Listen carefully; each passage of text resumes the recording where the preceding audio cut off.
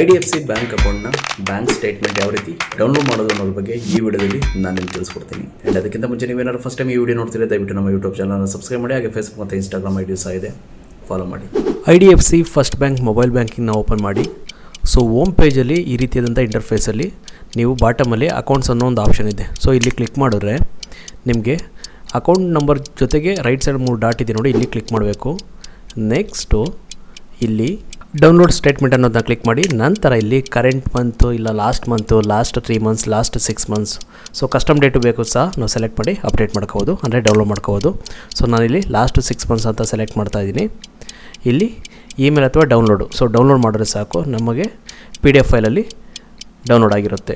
ನೀವೇನೋ ಇಮೇಲ್ ಅಂತ ಸೆಲೆಕ್ಟ್ ಮಾಡಿದ್ರೆ ನಮ್ಮ ಮೇಲ್ ಐಡಿಗೆ ಸೆಂಡ್ ಆಗುತ್ತೆ. ಸೊ ಈ ರೀತಿಯಾಗಿ ನೀವು IDFC ಫಸ್ಟ್ ಬ್ಯಾಂಕ್ನ ಸ್ಟೇಟ್ಮೆಂಟ್ ಡೌನ್ಲೋಡ್ ಮಾಡ್ಕೊಳ್ಳುವಂಥದ್ದು. ನಿಮ್ಗೆ ಇನ್ನೂ ಏನಾದರೂ ಡೌಟ್ ಇತ್ತು ಅಂದರೆ ದಯವಿಟ್ಟು ಕಮೆಂಟ್ ಮಾಡಿ. ಚಾನಲ್ನ ಸಬ್ಸ್ಕ್ರೈಬ್ ಮಾಡಿಲ್ಲ ಅಂದರೆ ಈಗಲೇ ಸಬ್ಸ್ಕ್ರೈಬ್ ಮಾಡಿ.